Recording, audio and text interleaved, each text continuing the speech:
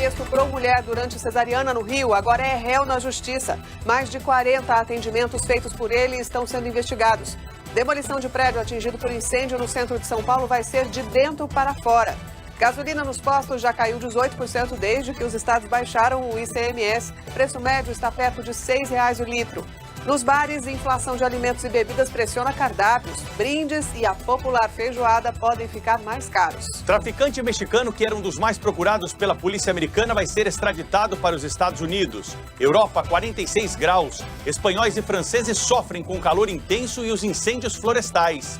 Melhor jogador do mundo dos últimos 2 anos, Robert Lewandowski, vai trocar o Bayern de Munique pelo Barcelona. Casal que vai de Kombi para a Patagônia interrompe a viagem depois de acidente de trânsito na Avenida Paulista. E deu praia na metrópole em pleno inverno. Os paulistanos curtem esportes e lazer na represa de Guarapiranga. Cachaçaria de Santa Catarina ganha prêmios com bebidas inspiradas na família imperial brasileira. E há uma semana do Festival de Jazz de Manaus, bandas se apresentam no Flutuante como esquenta para o público. O Jornal da Band está no ar.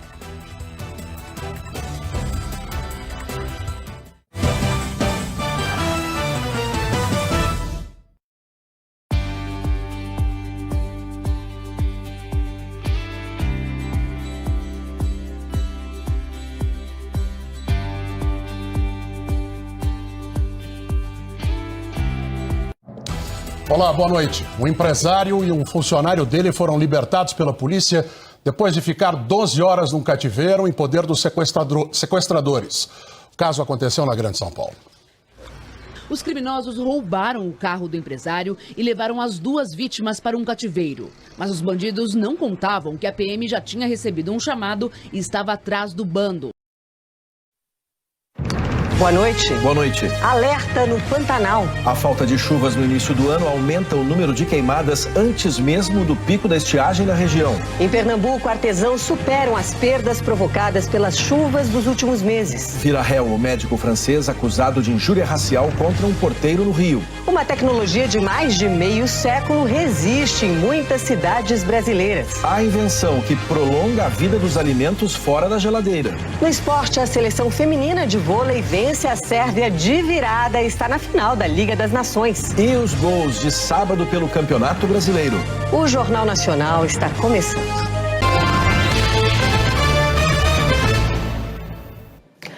O Pantanal começa a temporada mais seca do ano em estado de alerta.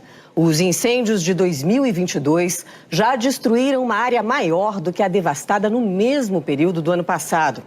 A preocupação é que as chamas se espalhem ainda mais a partir de agora. A linha de fogo e a cortina de fumaça vão longe, dão a dimensão do incêndio no Pantanal do Nabileque, em Corumbá. Em terra, a sucuri escapou por pouco. Enquanto combatem as chamas, os bombeiros tentam amenizar o sofrimento da serpente. Nessa fazenda da Inhecolândia, os peões retiraram o gado, mas o incêndio consumiu 1.500 hectares de pastagem. Apesar de estarmos com as cercas aceradas, que permitiu esse controle do fogo e a pastagem mais baixa, houve um prejuízo, foi queimado mais de 4 quilômetros de cerca, com perda de mais de 700 postes.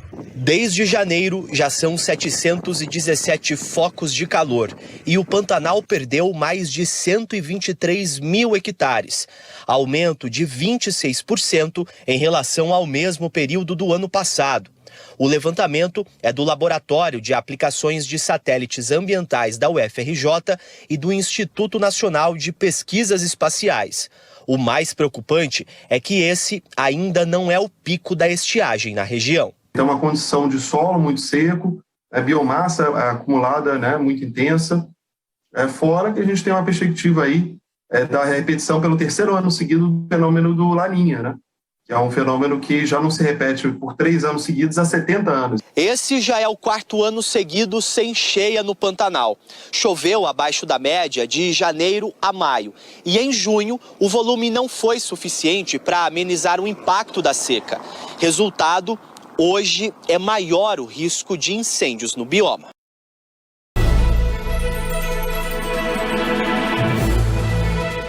sábado, 16 de julho. O Jornal da Cultura começa agora com os seguintes destaques. Ato na Catedral da Sé pede justiça para o assassinato do indigenista Bruno Pereira e do jornalista Dom Phillips. E hoje, 50 anos depois, estamos aqui para dizermos que a democracia não vai embora. Na corrida presidencial, novas pesquisas mostram como está a disputa em Minas Gerais, Goiás e Ceará. Presidenciáveis apelam para o humor atrás de voto dos jovens no TikTok. Escalada de preços e corte de salários geram crise social e protestos pelo mundo. Presidente norte-americano Joe Biden encerra a viagem ao Oriente Médio com um recado direto para China, Rússia e Irã. Lei do saneamento completa 2 anos com avanços, mas pequenas cidades sofrem com contratos irregulares para o fornecimento de água e esgoto. Calor causa onda de incêndios e riscos à saúde põe países da Europa em alerta vermelho. Olá, boa noite. Na bancada de hoje recebemos o cientista político Matias Alencastro, pesquisador do Centro Brasileiro de Análise e Planejamento, o SEBRAP, e o economista Gésder Oliveira, professor da Fundação Getúlio Vargas. E você pode fazer comentários pelo Twitter na hashtag Jornal da Cultura. Crise energética, escassez e alta nos preços dos alimentos, instabilidade política e econômica.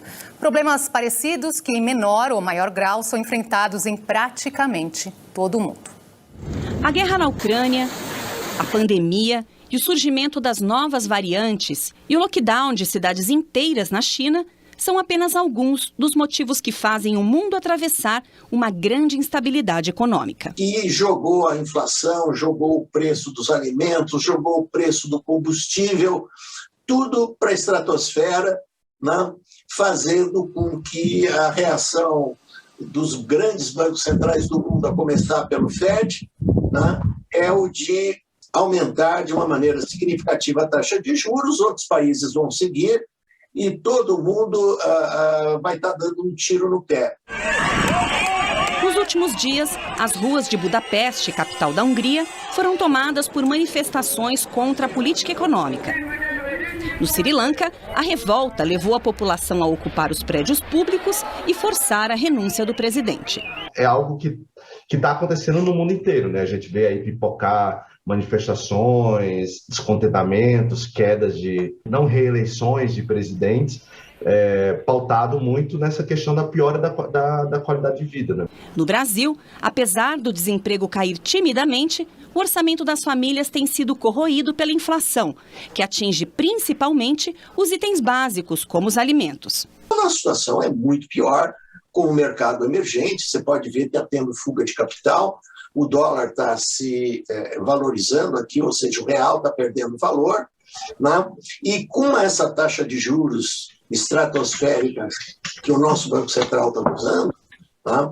Nós temos basicamente o seguinte, uma recessão comprada para o ano que vem e uma desaceleração econômica muito forte. A redução do ICMS sobre o preço dos combustíveis e a aprovação da PEC das bondades podem trazer um alento para a população, mas só até o final do ano.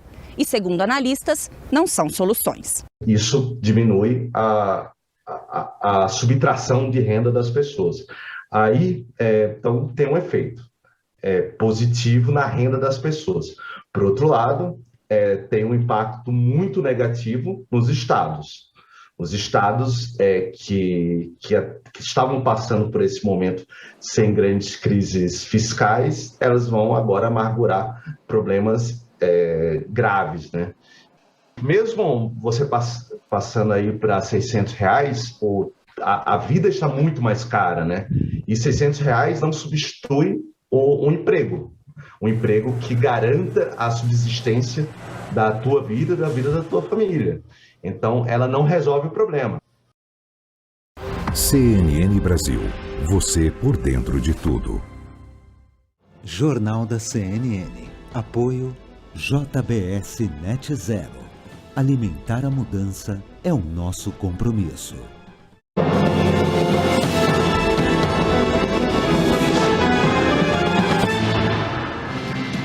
O presidente do Tribunal Superior Eleitoral, Edson Fachin, recusa convite de Jair Bolsonaro para participar de reunião sobre a segurança das urnas eletrônicas com embaixadores. Confusão entre políticos no Rio de Janeiro. Marcelo Freixo e aliados prestam queixa e relatam a agressão do deputado estadual Rodrigo Amorim. O deputado acusa Freixo de crimes contra a honra e campanha antecipada. O ministro da Justiça manda a Polícia Federal investigar um vídeo que mostra uma encenação de um atentado com um personagem caracterizado como o presidente Bolsonaro. E a onda de calor na Europa, a Espanha registra 360 mortes relacionadas às altas temperaturas e a Inglaterra se prepara para calor recorde. 8h01 pelo horário de Brasília, uma boa noite para você que nos acompanha aqui no Jornal da CNN. O presidente do Tribunal Superior Eleitoral, o ministro Edson Fachin, recusou o convite do presidente Bolsonaro para reunião com embaixadores sobre a segurança das urnas eletrônicas e também das eleições. Larissa Rodrigues acompanhou esse caso e vem trazer as informações direto de Brasília. Lari, um bom dia para você, bem-vinda. Boa noite, desculpe. Boa noite. Boa noite, Muriel, para você e para quem nos acompanha. Em nota, o TSE, então, rejeitou esse convite, agradeceu o Palácio do Planalto, mas disse que não poderia aceitar, porque será a Corte o tribunal responsável por analisar as ações dos candidatos quanto à legalidade. Por isso, o TSE disse ainda, abre aspas, ter o dever de imparcialidade que o impede de comparecer a eventos organizados, então, por candidatos. Ainda lembrando que essa reunião está marcada para segunda-feira à tarde e ela foi anunciada nas redes sociais do presidente da República. Então, em uma live, Bolsonaro disse que vai receber esses embaixadores e apresentar alguns documentos. Citou até o caso de apresentar PowerPoints sobre as eleições de 2014 e também as eleições de 2018, mostrando ali como funcionam as urnas eletrônicas e as eleições como um todo. Lembrando que esse encontro organizado, então, entre Bolsonaro e os embaixadores surgiu recentemente depois que Bolsonaro criticou, por exemplo, um outro encontro do Tribunal Superior Eleitoral com esses mesmos embaixadores. Esse encontro do TSE com os embaixadores foi no dia 31 de maio e, segundo o evento, ele informava ali sobre o sistema eleitoral brasileiro e as eleições de 2022. Eu volto com vocês. Perfeito.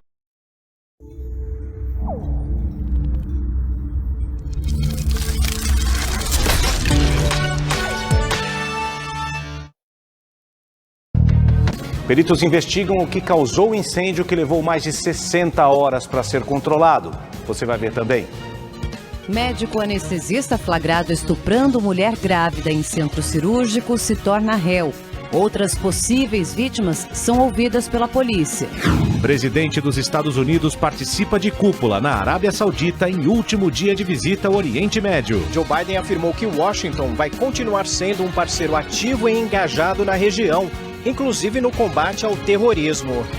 Na Ucrânia, a Rússia é acusada de instalar lançadores de mísseis em maior usina nuclear da Europa. No esporte, Barcelona confirma a compra de Lewandowski por 45 milhões de euros. O acerto é por 3 temporadas. E você vai ver também uma exposição diferente em São Paulo, que faz um mergulho nas obras de Tim Burton. São 14 salas com obras do cineasta que misturam uma atmosfera lúdica e, ao mesmo tempo, sombria. Essas e outras notícias você acompanha aqui no Rede TV News.